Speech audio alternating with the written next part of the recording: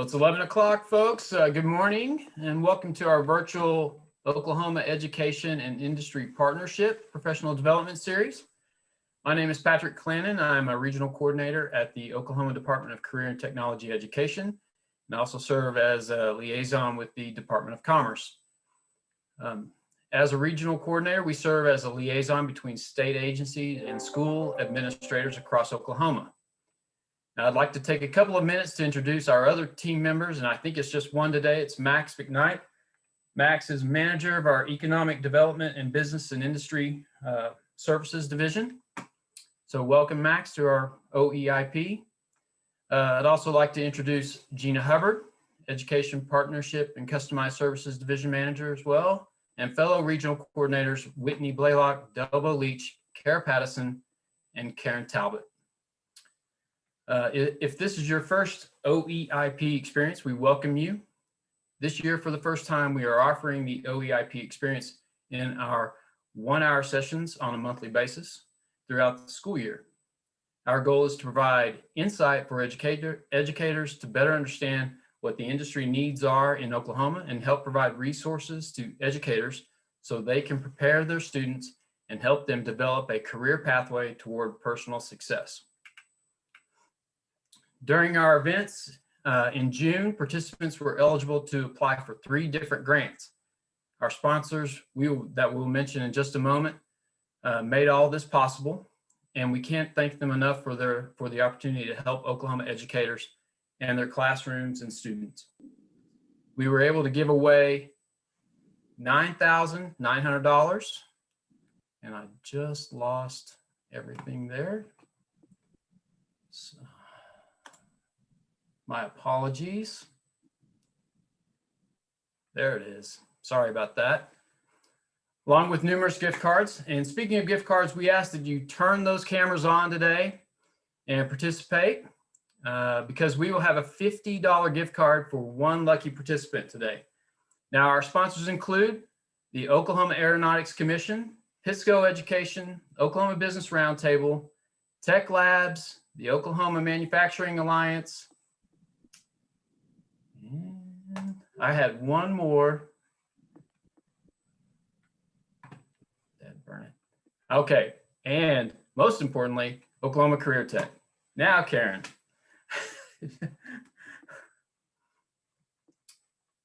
Okay, well, and now the reason why you registered for today's event. Our session today features 3 of our OEIP grant winners: Don Stevens, who teaches video productions at Southeast High School in Oklahoma City; Brenda Wilson, who teaches STEM to 5th and 6th grade students at Jenks East Intermediate; and Lori Mayden, who teaches science for 9th and 12th grade students at Newkirk High School. And we'll also be hearing from Wes Hess, a precision machining technology instructor for Canadian Valley Technology Center at the Chickasha Campus. So I'd like to welcome our first presenter today, Don Stevens. Thank you, Patrick. Thank you very much. I appreciate you guys having me here today. As you said, my name's Don. I am the Virtual Connection to Industry grant winner from this summer, and I teach in the Oklahoma City Public School District. Just a quick little bit of background about me. The first 25 years of my work life were spent as an entrepreneur. So I had my own business, Critical Mass Productions. We did some work for ESPN, did some promo videos for the University of Oklahoma football team, had a documentary on Netflix. But in 2017, I made the switch to my second career. I had taught at the college level before, and I had trained my peers in specific software applications, but never had any previous high school. Absolutely loved it. I come in contact with about 17% of all students at my school. And I'm calling this sort of the good old days, back when industry could come to my classroom. And so here's Channel 25 coming to visit the class, or I could take students elsewhere, right? So we could go to the Thunder Sports Pro Sports Day, or we could go to Fort Sill. So this summer I was thinking, well, perhaps things will be different. We basically lost all contact with students in March. And so I became aware of the June event. This was my first time to attend OEIP. Thought there were some amazing speakers, all kinds of good ideas, and of course, some great sponsors. I don't know if I got all of them that you listed today, but those are the ones that I had from the summer event. So I put together a proposal. Those are not marshmallows, those are extra speakers to hang in my classroom. Thought I could use an amp to drive those speakers, a camera, some dedicated video equipment.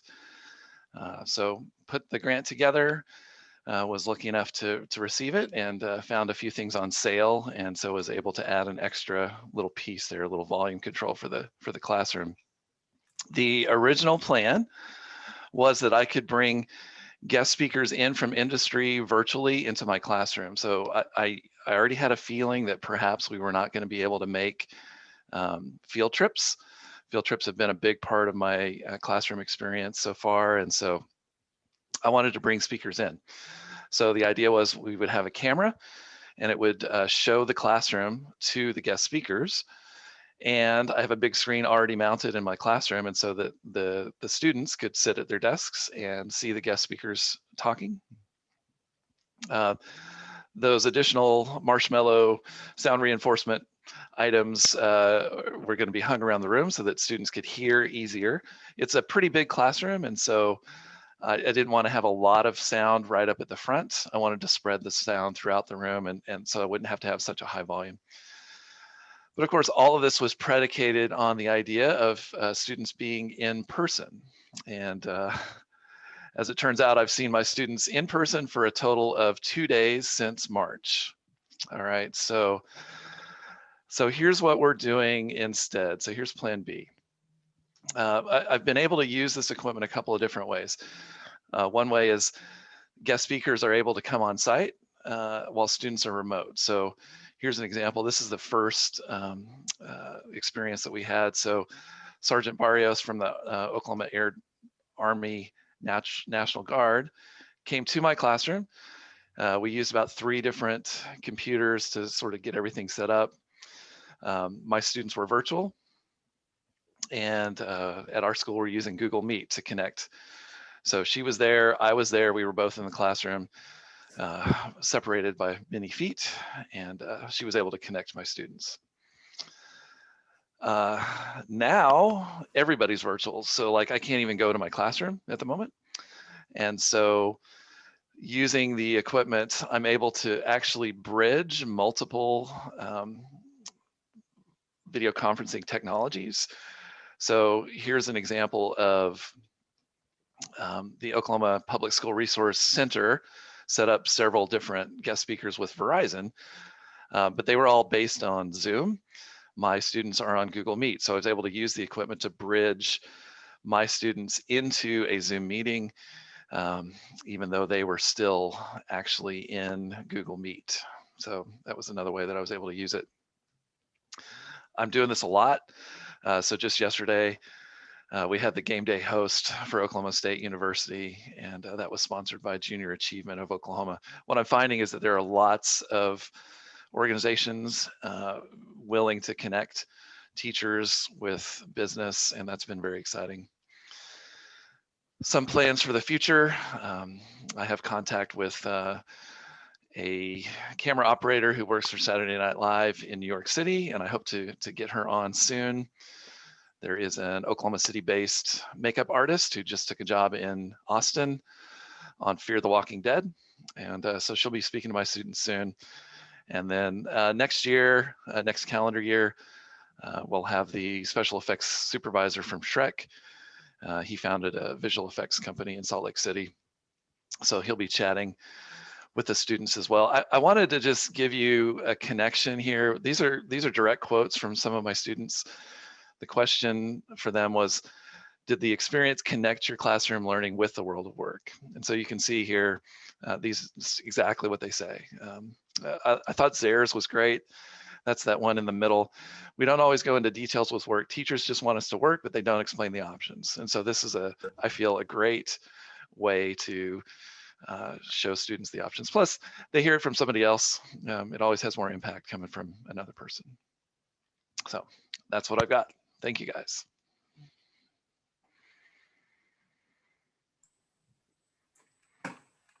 That is great stuff, Don. Thank you for sharing that with us. Absolutely. Our next presenter today is Brenda Wilson, and she is from the Jenks East Intermediate School. I'm sure she's really happy about Jenks winning that state championship. Right, Brenda? Yes, yeah, that's been a highlight lately, I guess, in our district. So I am the STEM lab facilitator at Jenks East Intermediate. We have, our numbers are down a little bit because we have some students that are doing virtual this year, but we're between 600 and 700 fifth and sixth graders at our school. And I'm lucky enough to see every single one of them in the lab during the school year. They come with their class. It's sort of part of their science rotation, and their science teacher actually comes with them, and they'll come for this semester. We're doing 10 days first semester, and then we'll do 11 consecutive days second semester. We were cut short because we didn't start in person until a little bit later this year.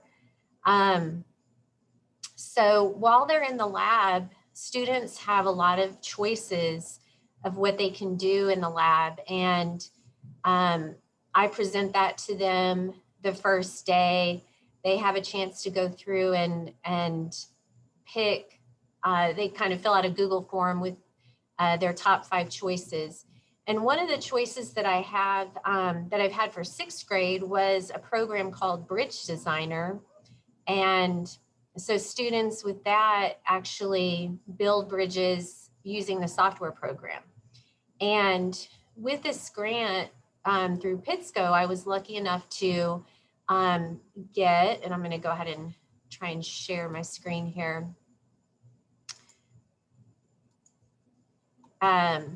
So I was able to get some materials to add on to that for the bridge designing.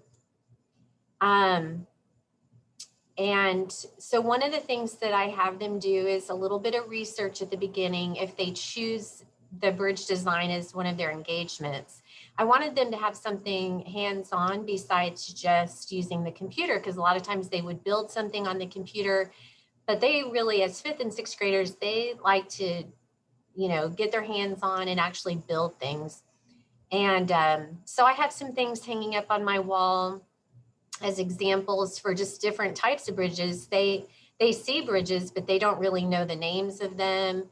They don't really understand what makes a strong bridge. So they do a little bit of research about different types of bridges and, you know, what makes a strong bridge, different types of truss. And we have a little contest for the 6th graders. We've had, this is my 5th year in the lab, where they try to design a bridge on the Bridge Designer program that still works for the least amount of money. And so that's kind of fun. A lot of them try to get in on that. I wouldn't always want to actually drive a car over some of those bridges, but they work on the program. So what I was able to get with the grant money was this bridge testing table, and then the materials that go with it, which is the balsa wood, glue, some of the planning sheets. And then I I did order a few other things to help with, because the website actually has a really great video on designing. And so the kids do watch that. So I have some styrofoam, and so they can do some planning out on that. And then, oh, I also have the timber cutter, so that cuts the pieces of balsa wood, and the timber tester. So here are a few examples. This one down here is the Bridge Design Pro software program, so you can kind of see what that looks like. So my goal was that they could kind of go back and forth if they wanted to start with the bridge design program and then maybe take it into actually trying to rebuild the bridge with the balsa wood, or vice versa. With our time cut a little bit short this semester, I've realized it's taken them more time just to build it with the balsa wood. So if they only have 6 or 7 days to actually work on it when they come to class they have about 45 minutes of class time, it's taking them pretty much the whole time. So for right now, they're kind of doing one or the other, but you can see that they do a little planning out, and I, show them some examples, and so it's a learning curve for sure. There are some that have successfully created their bridge during those, 6-7 days, and some of them have not. So they realize it does take a little more planning out, but here's some other ones so we have had some get them done. This one up here, he actually decided to do a pyramid because I told him they could do a structure or a bridge. So he decided to do a structure. But it has been interesting and fun to watch them learn a little bit about this. And then they do set a SMART goal as well of what do they want to do with their bridge? Do they want to test it? So the testing table has the bucket that you can hang underneath, and so they can do it that way. Or a lot of them want to just say, how many Chromebooks can my bridge hold? And so they start stacking, their Chromebooks on top of them.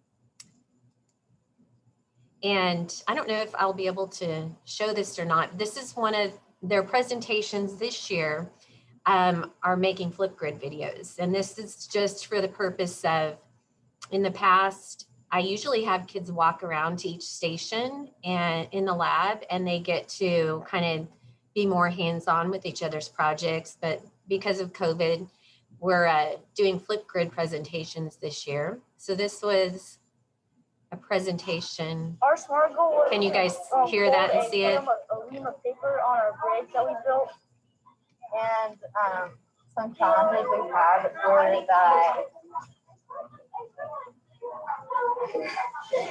that we had to rebuild half of our bridge because somebody got the measurements wrong. That's it. Oh yeah. And then yes, we would recommend this project. It was a lot of fun. And really fun to build a bridge. The engineering behind it is that you have to measure all the little tiny pieces of wood and cut them, and then you have to put them together. You have to draw out a design first, so I guess it's engineering. And then this is our design we had. And then and this is our bridge that we built in 6 days. So, yeah. Okay, so you can see that's about the sophistication of, actually these are 6th graders. So they're still getting a hang of, really what is the whole concept behind making a structure and a bridge. The other thing that I do with them as part of their project is some career connections. So they do look at how does this relate to real world, and do a little bit of research on that as well. So it's been a lot of fun. The kids love it. The other thing that I'm excited about using it for, we've participated in the Tulsa Engineering Design competition, the challenge, for the last few years. This year, I'm not sure, it may be a virtual thing where they just do it at home. I've gotten a little information on that. They build those out of toothpicks, and we've had students do those over the last few years. And usually they work on them at home anyway, but I still am hoping to have a chance for them to do some of that and maybe even work on it at school a little bit with some of the materials that we have now. So thank you. Thank you, Brenda. That was really neat stuff right there. I also want to mention that if you guys have any questions, please feel free to put those in the chat. I forgot to remind everybody this morning before we started to do that. So please feel free to do that if you have any questions for our presenters today.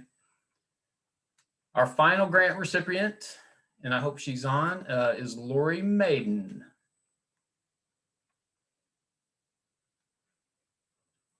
Is Lori with us?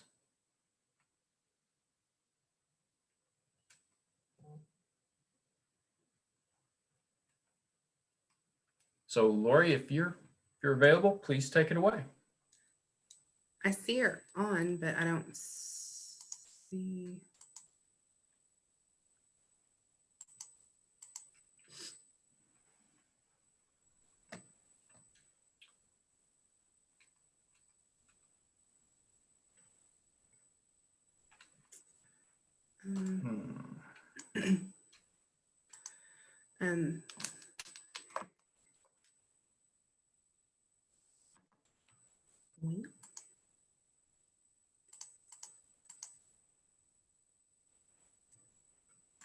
Um, Lori was one of our $500 grant winners for the aerospace grant. I believe her purchases that she made for her classroom came from Pittsco as well. Oh, there she is. There she is.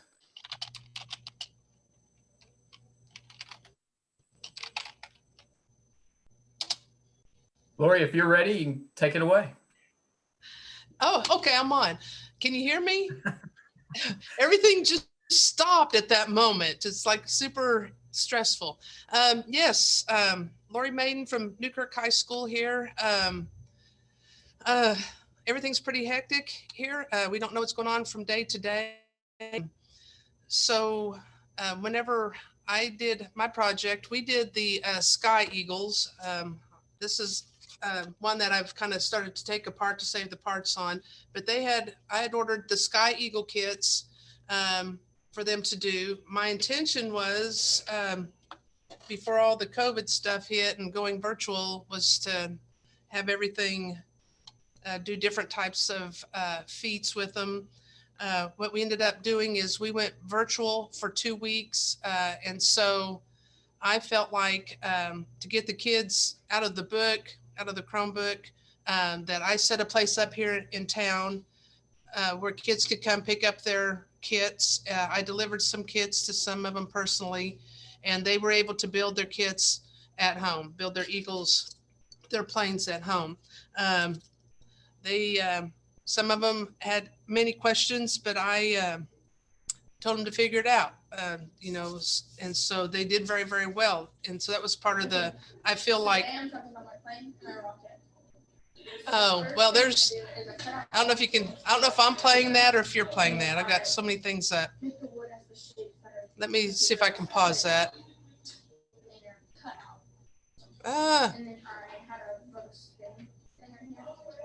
Like I said, our computer's super slow here. I lost you guys. All right. I don't know if you can see me.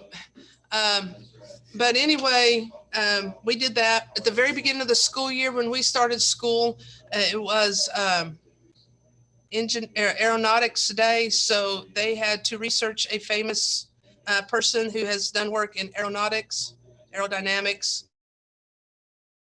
And then while we were waiting, I can't tell if anyone can hear me or not. I've got all this other stuff going here. Yeah, we can still hear you. You're good. Okay. All right. But anyway, another kit that I had bought in the years through the Oeip is the straw rockets. And they really love that. Once again, we had to modify everything because of time. So they didn't get to do all the different, dang it. They did not get to do all the different, gosh dang it, I'm lost. And then I got. There we go. And clay. So And I made the measurements before. I've got a tape. Oh no, sorry about And this. I formed the clay, not too heavy. So Everything it is wasn't just too going heavy at the on same top, time. so it was fine. But anyway, And on the I got rockets, wings. I can't know if you see them, the And straw rockets, they I went pretty hard. had to go in and they had to digitally design their rocket. In the past, I had them do it by hand, and I just got a bunch of scribbles. So I started doing this. I started doing this. There we go. I started doing this digitally. That way they had to make their measurements specifically. And then they had to build a rocket by what they put down. And then so, you know, here we were applying Newton's laws of motion, aerodynamics, you know, the lift, the drag, gravity, and thrust with the planes and everything, and try to incorporate everything together. So like I said, we got the kits. Everything I've got for both of these projects has been through PITSCO. Also, by the time I was able to order, I was ordered because they had a sale. So I was able to order extra rockets or extra clay. I also got the balsa wood cutter, which was amazingly, worked amazingly well. It was so, and extra glue and different things like that. So when we were finally able to get back to class, I did let the students, the kids that weren't able to get the kits, we took a day and let them build their plane. Some of them, the kits had gotten lost, some got thrown away. And so I had extra stuff from a previous grant where I'd gotten the balsa wood kits and they had to actually go in and find a design and design their planes themselves. I have a plane here. I don't know if you can see it. This student lives in a different town than Newkirk and had no way of getting a kit. So he built this one at home. That was quite well. I really liked it. And then when he came back to school, he made one of the balsa planes. He had to design it himself. So I think with everything going on and are we going to be at school? Are we not going to be at school? I think everything really came together very well. Seems kind of helter-skelter, but I think it worked. I think the kids enjoyed it. I don't know do I need to play the video that I sent you or if you want to play it. I don't know what's on my screen because I can't see anything, but what I have on my screen right now. You're good. We have it pulled up. Karen's actually going to show the video that you sent out to your students, so we're good. All right, thanks. No, thank you.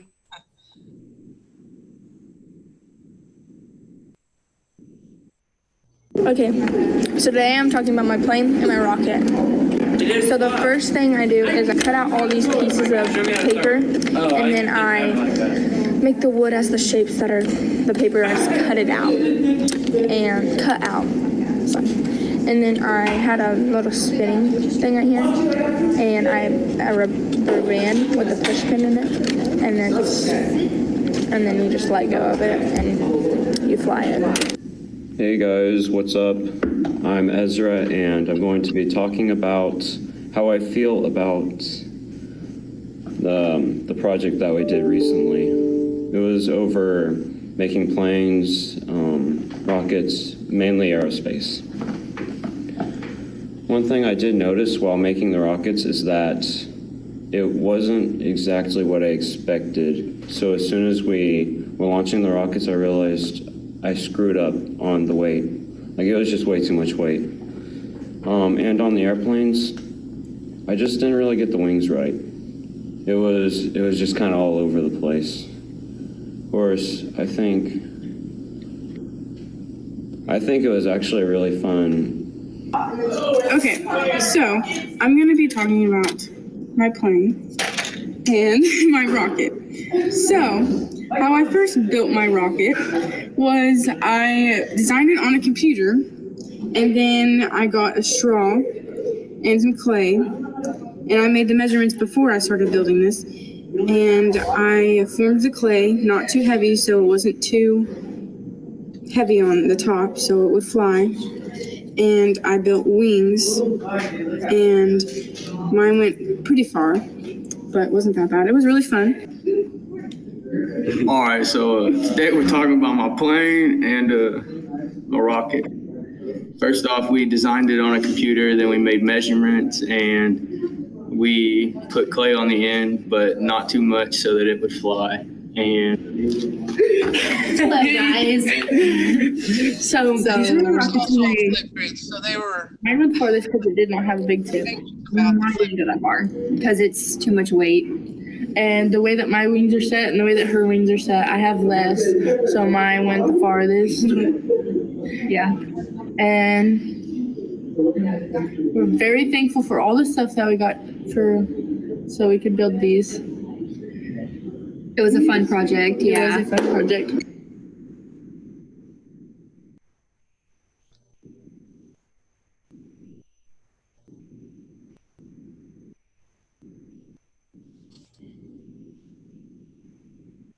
Okay. So anyway, we used Flipgrid also. They were really, like I said, quite anxious about using that and videoing themselves. I think it's kind of funny because they are always on TikTok and recording themselves, but when it comes to that, it's but I incorporated, multiple things that I had earned over the last few summers through the Oeip grant. They love the rockets. We did the airplanes. We're going to finish this up with a moon landing mission. This is something I found on some STEAM program, and they have to have the rocket ship land on Earth without losing the astronauts. So once again, incorporating gravity, drag, all that other stuff into it again for one last time. So that's what we've been doing. So that's it. That is great stuff. We don't want to lose any astronauts. Hey, before we move on to Wes, we have a couple of questions in the chat for our presenters today.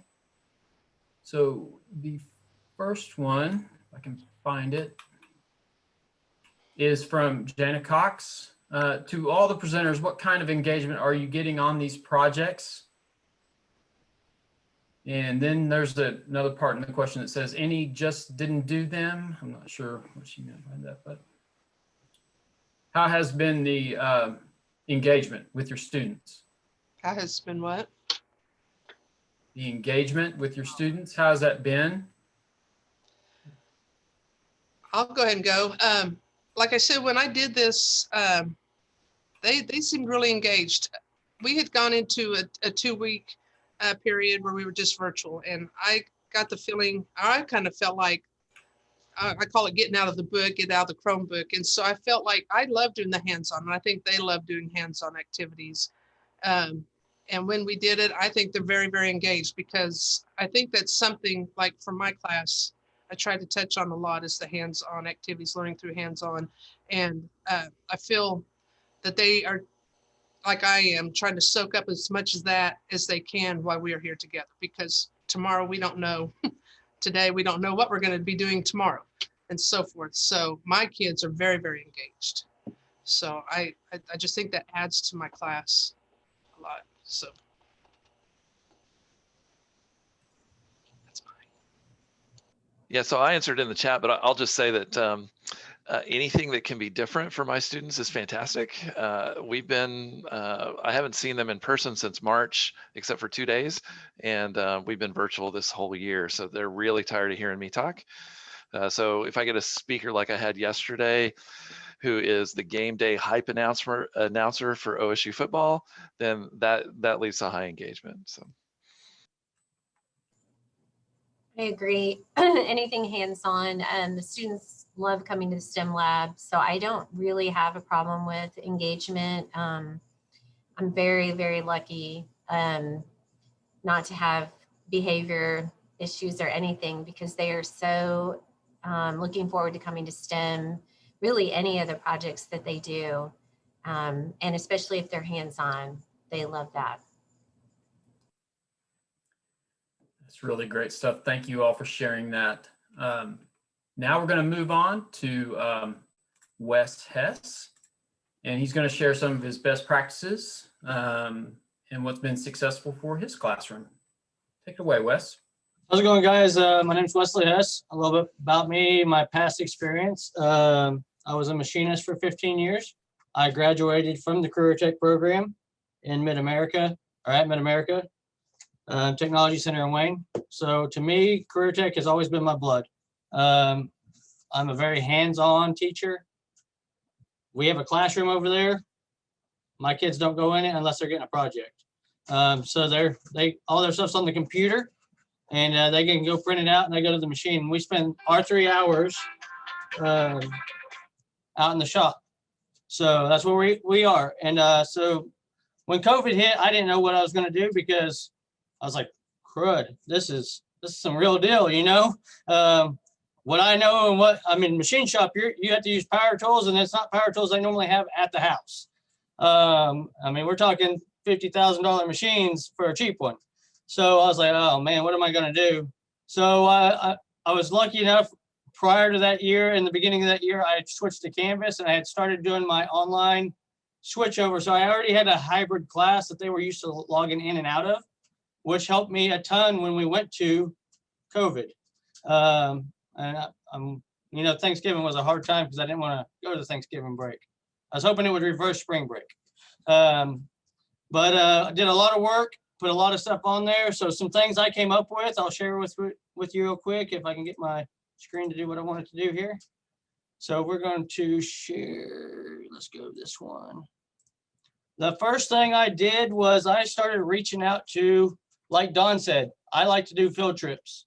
All right. So I didn't know what I was going to do, but I knew I had to get kids engaged. And when you teach high school boys that like to hunt, they like to go make guns. I want to know how guns are built. So I started researching, of course, you know, like Winchester, Sig Sauer, because I know they make guns. Reached out to Sig Sauer, didn't know a person there. Sent an email. I just got on their email off their website, and I said, hey, I'm VOTech teacher, really need our career tech teacher, need a lot of help during the next couple of weeks. They gave me a virtual field trip, which was really cool, of their shop. But the most interesting thing was there was a guy there that they introduced us to. He was the maintenance guy, and he said it all. And I'm just going to share this little clip of the video. Let's see if we can get it to. Pretty cool place. We have. Can y'all see that? Guys doing all the training. It's really cool. Here in Pease, we primarily machine, you know, pistol frames, slides, receivers, uppers, lowers for rifles. And we have the other facilities. They do a lot more of the R&D type work, make barrels, etc. We're lucky here today. We have Mark Schroeder. Mark Schroeder is our maintenance manager for the entire facility. He can kind of do a rundown of the type of equipment we have on the floor. Yeah, so how's it going, guys? Glad that you were able to join us today. First of all, I get really excited about manufacturing. So if you see me geek out, you can laugh if you want. Do as you please. But I love working at SIG. I've been in this trade for over 20 years. I got into machining when I was 15 years old. I was skateboarding on a manufacturing facility site, and I got yelled at, and I basically said, well, what the heck am I supposed to do with my time? And they paid me cash to clean machines on the weekend. And then when I turned 16, they started training me on skates. It was probably the best decision I ever made in my life, because as you can see right now with COVID-19 going on, I think the people that are most insulated in their careers and their job stability are those that are in the medical profession and those that are in the manufacturing profession. So you sum that up with, okay, you're either a surgeon or a surgeon of steel. And I love that I'm a surgeon of steel. I'm a big proponent of everybody going down that path because it gives you unlimited earning potential. You have the opportunity to go anywhere you want in life with the skill set you learn. You learn a foundation that can be applied in so many different areas. Like I said, I started out as a machinist. Then I went out and got my tool and die maker apprenticeship. So working on molds, plastic injection molds, things of that nature. And then transferring over to the maintenance realm as I am now, 20 years later after the fact. So just having that guy speak to my students, telling them that there is hope with COVID-19, that you could still get a job. And to hear where he started at, I mean, I've got some 15-year-old skaters in here, guys, and they needed to hear that. So that field trip paid off tenfold to me. So that's where I kind of started at. I was like, I got to get some field trips going on. So then I started to go in here and I started making thing on this. Right where my share screen is right where I need to click on the button, of course. I started doing some Quiz-Iz stuff. So Quiz-Iz is kind of like Kahoots, but what I like about Quiz-Iz, it's a little bit more powerful, and you can assign it as homework on the side, so they can go in and compete against each other at their own time. So I can start a live quiz. I can also, I'm going to go ahead and do this. We're going to do teams. So when you type in your number, if you want to play, go ahead, but type in what side of the state you're on. So split the state down I-35, put east and then your name, west and then your name, and we'll play. I think I didn't even put teams on there. So this is just a little bit about myself. So I'm gonna, while y'all are logging in and getting in there, if y'all want to play, we can do it. If not, we'll just keep going. That way I'm not wasting any time because time's valuable in the class. So like I said, in my Canvas section there, I had added these homework sections in so they can actually go in and compete with each other, which was really cool because they, there we go, there's the teams. So I can actually drag and drop these people to what team they want to be on, which makes it fun. So I'll give y'all until about 11:43 to get in, and we'll hit the start button. So they were competing, and that's what kept them coming to my virtual class. When I had a Zoom meeting, they wanted to know the winner. Because I kind of hid this screen from them where they couldn't actually see the winner. So they would have to log in and compete. And I combined my class with the El Reno class. So I didn't just have my class, we were meeting new people and competing against people we never even seen. So it was kind of a tournament side all the way around, which was fun. They got to know a lot of people, and we did that so that we can connect people with possible industry. They're going to get a job. Hopefully their friend can say, hey, we're hiring over here. Come apply also. So for our follow-ups, which a lot of our career tech teachers know, at the end of the year, we do this big follow-up thing and track everybody, and it's it pays off. So I'm going, since it's slowed down a little bit, I'm just going to go ahead and start. But I think Jeff is on here, and I don't think Jeff is a rural rat. I think he's an elephant. He kind of sits in the room. So I'm going to, sorry, Jeff, sorry. Love you, man. But I didn't want to put you on the pig side. So I'm just going to go ahead and drop you in and start. So y'all have fun while I'm talking through some of this. I'm going to mute that sound. So like I said, it's just a little information about me. I'm going in there, probably stuff you might not know. And as you can see on the screen, it's letting the class know automatically. As they're answering the questions in and out, it's going. And I had already prior done this in my class, so I do a lot of machine shop stuff, and this is just terms. So this is morning bell ringers for me. I just throw it in there and they go. But then I got to August and we were going to have class in person. And this is all great and dandy, but then we got to figure out how we're going to track somebody if they get COVID in the class. So I don't know how y'all are dealing with that. Like when somebody actually comes up positive, how do you track that in your class? So since we're a lab only class, I got with my pre-engineering instructor and we started dabbling in some Google documents and stuff. And we went and put QR codes on all of our machines, which now I can timestamp them in, just like industry. So when I was in industry, we had to track everything. We had to clock into our part, clock into setup, clock out of setup, clock into a run mode to analyze where we're at in our data to see where we're cost effective. So to me, that's a real life thing that I needed to add to my program already.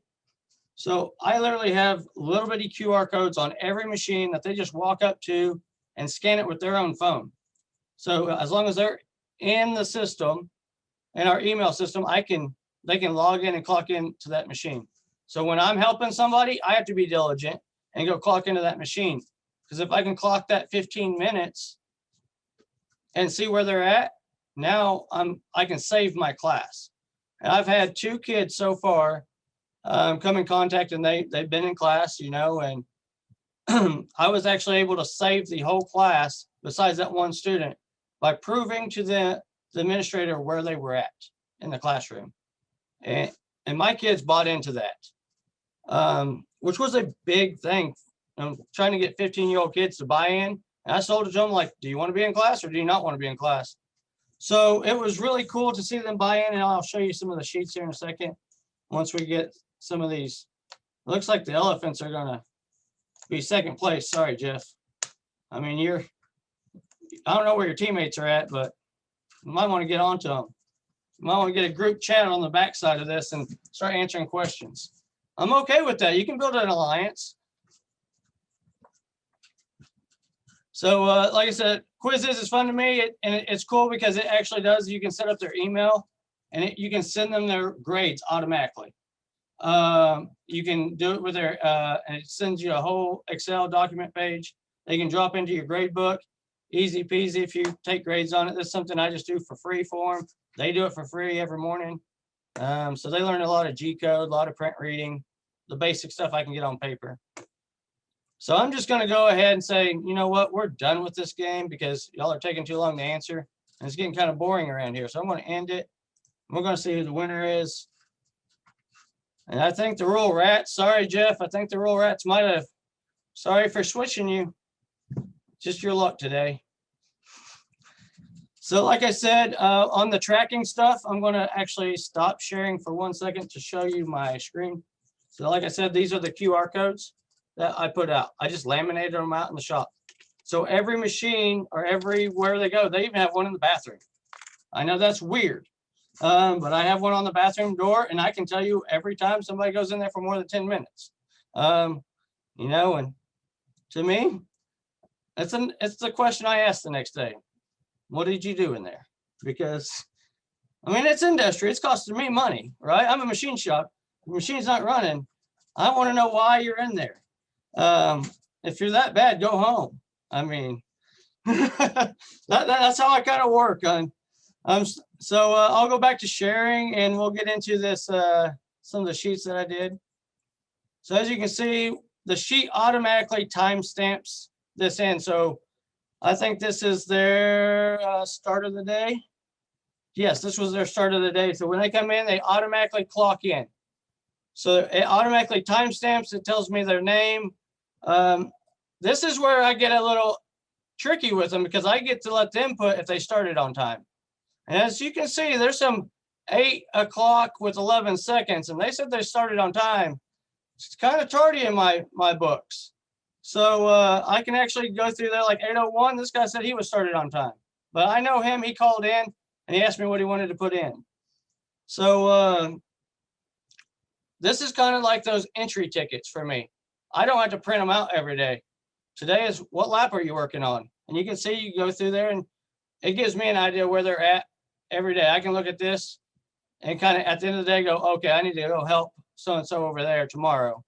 It also lets me know if they've drove or if they rode the bus, because that's important to me if I get a case in here or if I have to call somebody. If they were tardy or not, or why they were tardy. And as you can tell, they always have something like they're not ever tardy. So then I can go to the end of the day, and I can go to, this is where it kind of gets really cool because this is basically the same thing, but flip-flopped. Is your area cleaned and sanitized? And they usually always say yes, because they've been doing a really good job number on that.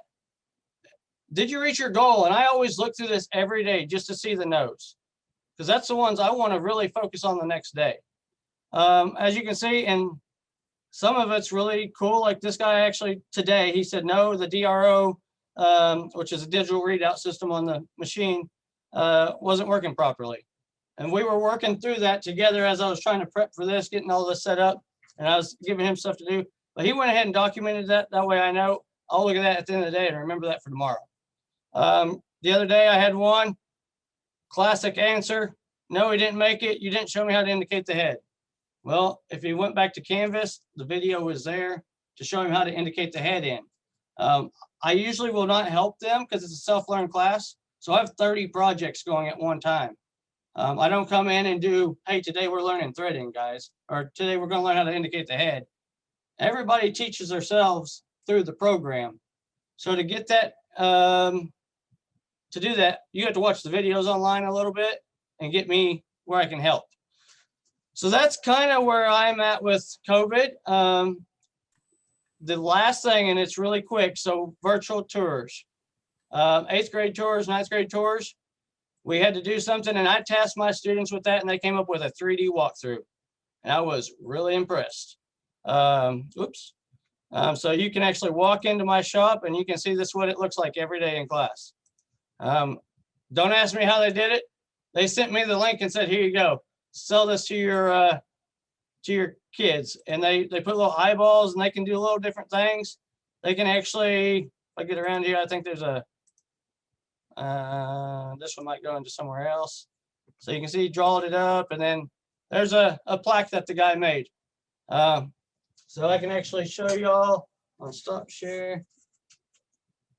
So our kids are pretty passionate about Oklahoma Career Tech. That is a solid piece of aluminum that he made. It was an 8-hour program on the machine. So the machine had to run for 8 hours. He actually skipped a little bit of work to make sure it got done.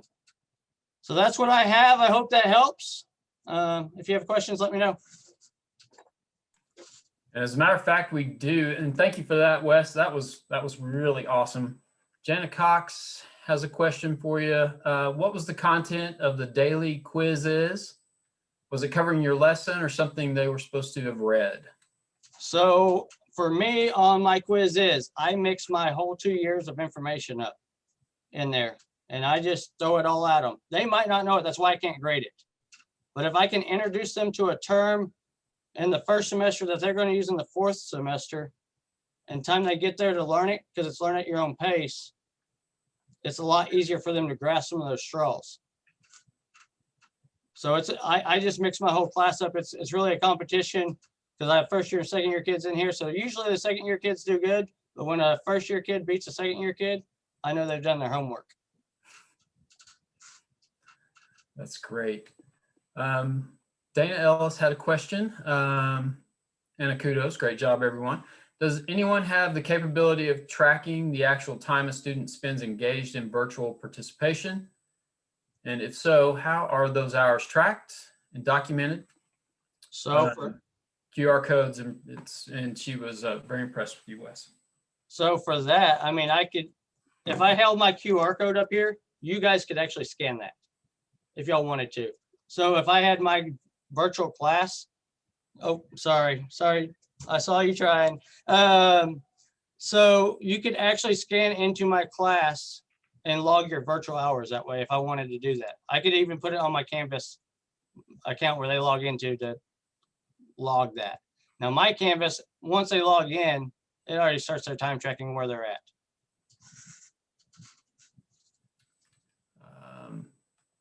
Okay, so Don, he had a question about the QR code links to the QR code links to a URL in what, a Google form? Yes. That was the question from Don. Yeah, so we basically set up our, let me see if I can get back over there real quick for you. Share, and let's go back over here. So we just make Google Forms, as you can see down here on the bottom of the screen. These are all just form questions. If I scroll over to, get over here. So we made this, and I don't know how the engineering instructor programmed it really. She was taking programming class, so we really were playing along a lot. So I can add all the students' names in, and it automatically fills these questions into the text. So I just have to write one QR code basically, and it auto fills all of those out. And I got smart. I was like, well, every machine's a little different. Obviously, I'm not going to ask what you're working on in the bathroom, but I might ask you what you're working on the machine.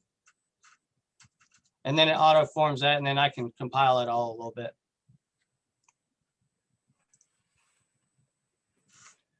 That's great. Thank you very much. Okay, I'm trying to see if there are any other questions. Would anybody happen to see any other questions for us? I see one. It's the share link to the 3D tour. So let me see if I can actually find it. It's Vitelli or something like that. Thank you, Wes. Yep.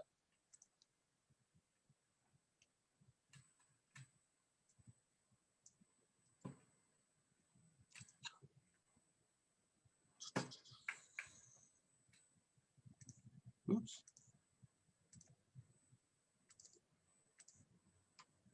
There you go. It's in the chat.